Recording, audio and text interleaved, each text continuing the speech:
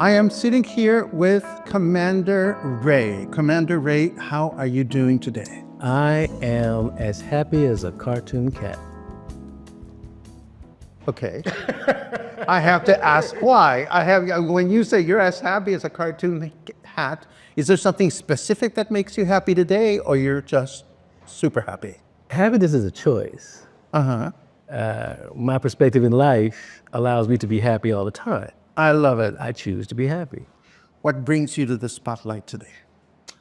Actually, I am the new, as of June 1st, commander of Post 12 of the American Legion. Congratulations. Thank you very much. And I am looking forward to bringing new life to the organization. The, veterans are about 1% of the population, but we're the ones that do the heavy lifting. We're the ones that provide freedom. We're the ones that provide the opportunity. We're the ones that put our life on the line. And unfortunately, after we have served, we are often discarded. Veterans find themselves being taken for granted, being taken advantage of, even on active duty. There's a multitude of paperwork in trying to get your benefits. It's confusions. There's yesterday, 22 veterans committed suicide. And today, 22 veterans committed suicide. Before we dive too deep into this very important fact, let us rewind the tape a little bit for the sake of viewers who are not from the United States, that may not be entirely certain that they understand American Legion or veterans as basic concepts. Okay. Every nation has servicemen. Yes. The American Legion is an organization that was funded by Congress. It is an international organization for the benefit of veterans. Veterans from around the world are Legion members. And they're legions or branches. Posts, yes. Posts. Okay, that's the proper term. So this is Post 12. Okay, Board of gotcha. Archers is Post 12.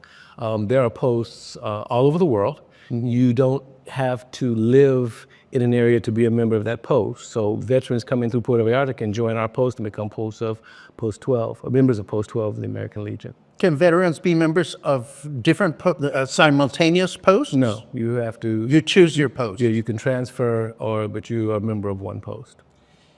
I want to go back to the facts you were sharing earlier, but let's keep it basic for the time being, because I will confess I'm completely ignorant about these things. So if I am a veteran, what would make me choose one post over another if I can join any post regardless of the city?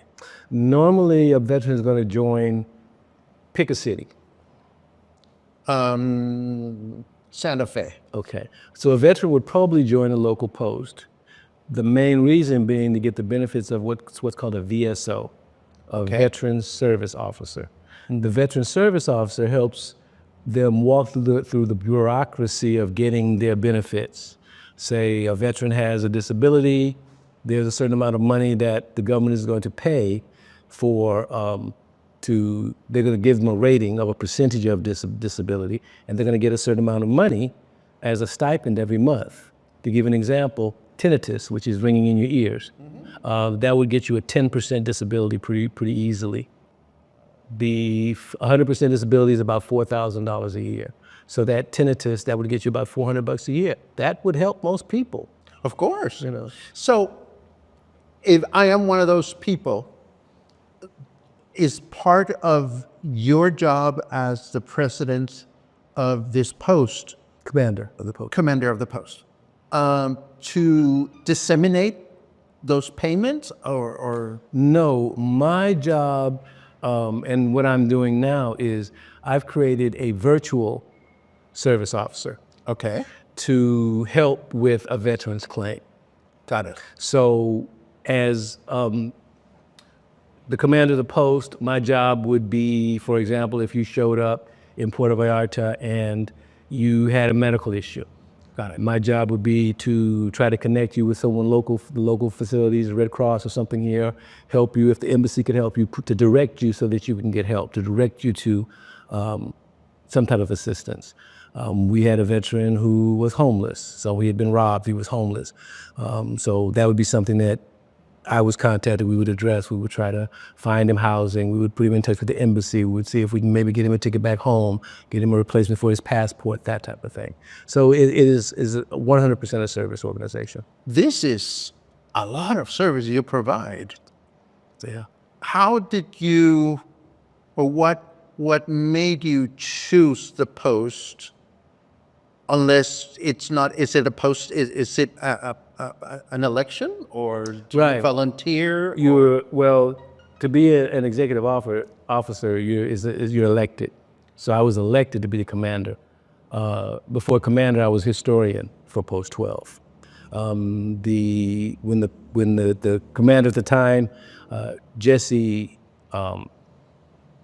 Rivera, Jesse stepped down, and he nominated me with his blessing, and the executive board members supported it, and voila, I am the commander. And here we are. Here we are. Okay, I am so glad we got this out of the way, because it gives me so much more knowledge and appreciation of what it's like to be in your shoes, without even getting into the whole business of having served and whatnot, and the consequences of being in service, which you were referring to earlier.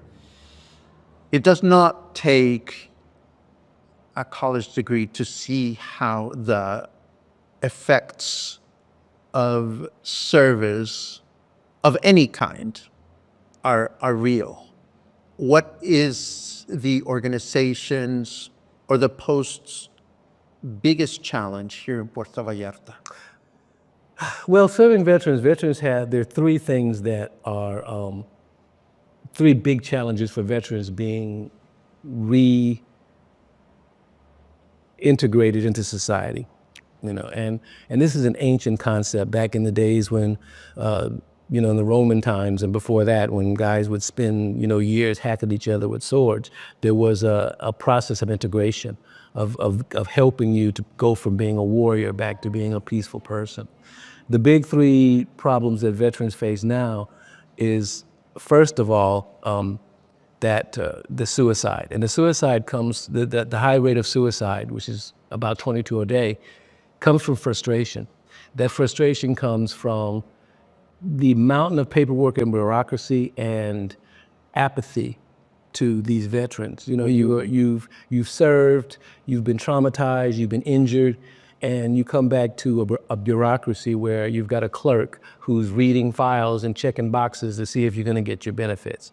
And you have to go through that, and there's no one there to help you with that. That's what the VSO, that's what a veteran service officer does. So as a post, we have veteran service officers, and that's what they do. The other problem is reintegration in the form of trying to translate your service into something that you can put on a resume for an employer. So say, for example, you were a combat Marine. Mm-hmm. And how do you put combat Marine on your resume? But as a combat Marine, you had discipline, you had order, there were people under you, you had to organize, you had to lead, you had to take care of things like supplies and munitions and that type of thing. So you're actually groomed for management. You're ready to be managed. Of course. And the military, the first thing the military does in basic training is to strip you of your personality and reinvent you as military, be a soldier, airman. I was Air Force, so we were airmen. They rebuild you in their image and make you all work together. DEI, which is diversity, equality, and inclusion, was not something that the military intended to be a leader in. It was practical. They realized that cohesion increased lethality. It makes your military more effective in making your enemy die for their country instead of vice versa. So those skills punctuality, responsibility. The U.S. military is held in high esteem around the world because where a lot of militaries, if the lieutenant or the captain or the major, whatever that's above you, if he's lost in battle, a lot of militaries are completely scattered. They don't know what to do. Our military is taught to improvise all the way down to a basic sergeant or a basic private with no rank. We're taught to get the job done. Veterans are taught, especially in the Air Force, which is why that can help with the frustration of coming back to civilian life where people have a tendency to want to micromanage. Veterans are taught, you're at point A, get to point B, I don't care how you do it. So we're accustomed to give me the objective and just let me do my thing. You don't need to watch over me, you don't need to help me, guide me, just give me the tools, tell me what to do, and I'll get back to you when it's done. And these are skills that any employer would want, but they have to be translated into terms that an employer can recognize and value. And when that doesn't happen, when you've gone through combat and you've done these things, and just because you're a youngster, you're minimized, that causes despair, and one thing leads to another. When I went into the service, I volunteered for Vietnam. I was 17 and a half. So there's the thing called delayed enlistment where you're in high school, and as soon as you graduate high school, you go right in the military. The problem with that is I'm 18, 19 years old. I've had the job of an adult man. I come home, the guys I went to high school with are still living with their mom. So now there's this isolation. There's nothing I can talk to you about. Of course. And I'm not really into what the older guys are into. Or if I get into that, that can get you into trouble. So these are the things that cause veterans to harm themselves. You've got a disability. They tell you to man up. So you might not have complained in the service about your back or your arm or your shoulder because it would look like you're slacking. It looked like you're trying to just get off of work. Excuse me, turn that off. So now you don't have good records of a medical condition to get your benefits. So it's a catch-22 situation. How are these challenges exacerbated if they are being in charge of a post that is in a country where English is not the primary language? Actually, it's not an issue because you're still dealing with the U.S. government. You'd still be dealing with people who speak English. You're still dealing with someone back in the States doing your paperwork. Of course, there's the issue of trying to get documents back and forth, but now everything's electronic, so that's a lot easier.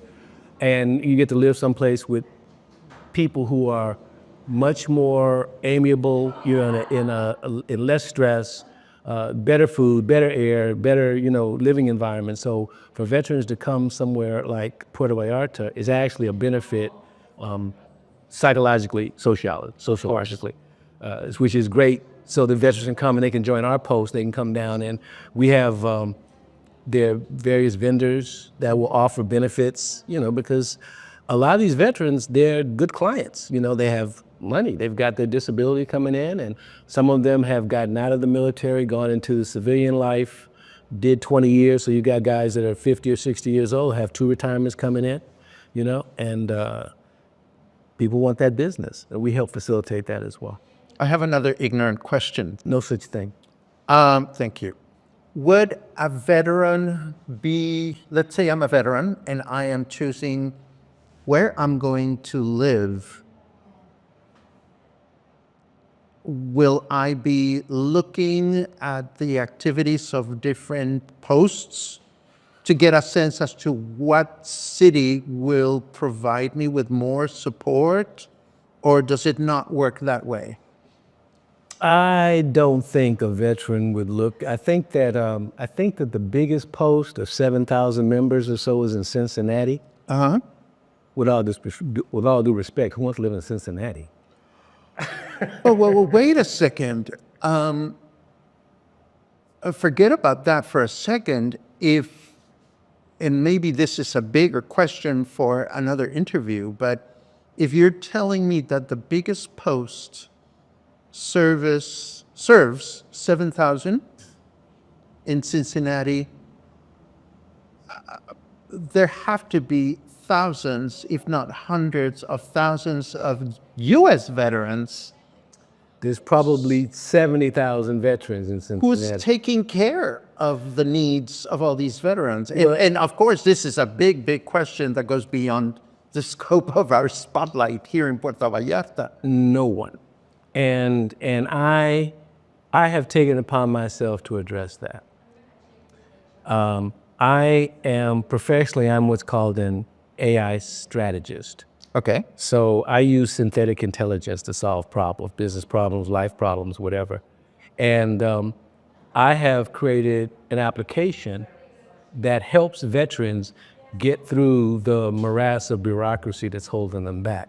So for example, as a veteran, as a member of my post, you can give me, or I'm not give me, you would give the AI that we call Astrid. You would upload as a member of the post, you upload your documents to Astrid. She would do an analysis and tell you the percentage that you're probably good to get as far as disability and how to improve that if possible. Astrid would analyze your case. She would find the proper professionals that you need to go to get testing. She'll make appointments for you. She'll remind you of your appointments. She'll follow up, keep track of what happened, do the whole thing for you, and you talk to her. You can actually consult with her. She's trained so that if a veteran calls and is she's looking for triggers. So say a veteran calls and he's like, man, I'm just like, it's driving me crazy. I just can't they keep denying my claim and denying my claim. And she can sense distress in his voice. That will do two things. First of all, she will ask, do you need to talk to somebody? She will give him a list, a number of someone he can call to get help. And then she'll send me a message in case she thinks that I should call him personally and talk to him. She'll send me a text that's an assessment of, this is what happened, a transcript of the conversation. This is what happened. His name's blah, blah, blah. Here's his number. And the number will be right there. I just push send and I call. I say, hey man, just like, it's Commander Ray, just touching base with you. I see you're having some issues and, is anything, want to let you know that we're here for you and is there anything we can do? And, and don't, they're always going to deny your first claim. Don't worry about it. That's just the system and that type of thing. A lot of times that's all it takes is to know that there's somebody you can talk to, somebody who understands because they've been in your position. There's a big transition now with veterans. All the old timers are pretty much dying. You don't see veterans, Vietnam vets anymore. Now you're seeing Afghanistan vets, Iraqi vets. You're seeing vets in the new wars. They're younger, better educated, more brown, more female. And there's a little bit of a tension, like in Cincinnati. There's like a bunch of old guys who are using, in my estimation, the Legion kind of like as a drinking club. They play golf and hang out together and sit in the club and drink beer, as opposed to, there's guys that really need to get help. I mean, everybody laments about 22 veterans a day committing suicide, but I don't see anybody doing anything about it. And really, the first thing is to let people know they're not by themselves and to give someone they can call or someone they can talk to who's going to listen. Just listen. Just listening is so important. So that's what we're addressing. And we're having a membership drive the 24th of September. Okay. We're going to have an open membership so that not only veterans, but veterans' friends, veterans' families, I want them to know what we're doing so we can get referrals. I mean, you might not be a vet, but everybody knows a vet. And to let people know that these services are available because this is all brand new. And AI is people don't realize, Paco, AI for the public, it's only 100 days old. Mm-hmm. For the military, we've been using AI for decades. Wow. I got out of the Air Force in 1978. The aircraft, the F-15s, F-16s, A-10s they're using now, I helped develop that stuff that long ago. So that's how far the government and the military is in using these technologies. And now they're available to us, so we're putting them to use. Tell me about this membership drive. Is it going to happen at a physical place or how is it going to manifest itself? It's going to happen right here. It's going to happen at the Joint. Oh, wow. And we're going to have it online. You'll be able to zoom in and get information. So we're going to try to make it as accessible to everyone as, so hopefully we can get the word out through venues like yours to let people know that we're going to open our doors. We want people to look at Astrid and Ember, call her, talk to her. I brought, she's here in my stuff, so you can see what we've got, and it's really extensive. So we know what it is. We know what the mission is. We know how to get in touch. What else are we missing here, Commander Ray? Well, there's a number. People can call her. The number is 810 all vets, and if you can contact me, commanderray.post12@gmail.com, or call me. I'll give you my number. It's +1 702 334 5228. Give me a call if you have questions. I'll be glad to answer any questions anyone has. There's a lot to cover. So, and this is, I think, just kind of like opening the can of worms. There's a lot that we have to offer. There's a lot that needs to be done.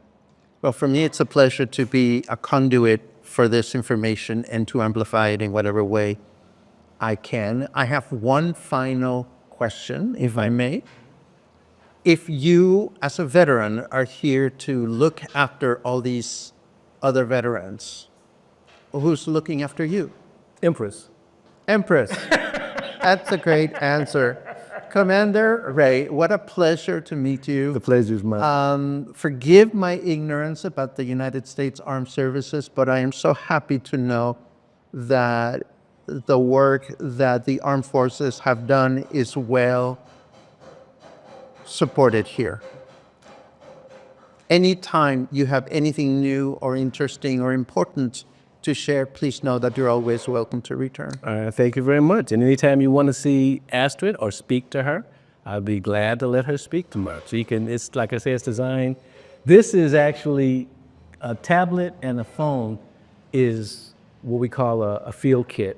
And the other thing that we're doing is providing income for veterans. So this is something that they can do and actually earn money, be trained as a VSO, and you can earn money as a VSO. You can earn money to help people. With Astrid, you can do that as well. So we're really trying to cover all the bases. The people who serve are so often taken for granted. I don't know if you remember in May, there was an accident with the Mexican Navy. So we deal with when the Mexican Navy comes here, the U.S. Coast Guard comes here, we usually go to the Mexican Marine base and have a volleyball game. So we deal with the Canadian military, all the military comes down, we're one big family. That's great. These kids were on a tall ship that was here in the harbor, the big old schooners. And there was an accident in, I think it was Brooklyn Harbor. I think it ran to the Brooklyn Bridge. Yes, I remember that. Two youngsters were killed and like 20 were injured. Mm-hmm. That is a high honor duty. You have to be a top cadet to get that kind of job. And those kids were just on a regular tour of duty. Yeah. And they got killed. Yes.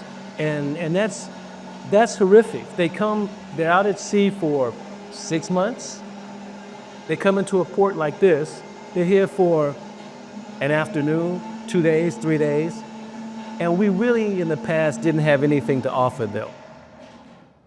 We're putting together a fund so that we have like a adoption fund where you can adopt a service person. So when they come here, as opposed to just giving them some hamburgers and some free beer and a live band in a bar, how about we treat them to a horseback ride or scuba diving or take them to one of the beaches like Camixto or Los Animas or something like that, where, but we didn't have the funds or the mechanism to do that. So that's another thing that I want to see happen. So when these kids come here, we can show them something. We can show them what it's like to live here. And maybe when they get out, maybe they'll come back and, and come and live with us here in Puerto Vallarta. That's beautiful. Yeah. Well, you've given me all kinds of inspiration and new ideas, new things to think about, and that is a great way to live, in my opinion. Commander Ray, thank you so very much. Pablo, thank you so much for having me. Stay in touch. I absolutely will. And we will talk again soon. I hope so.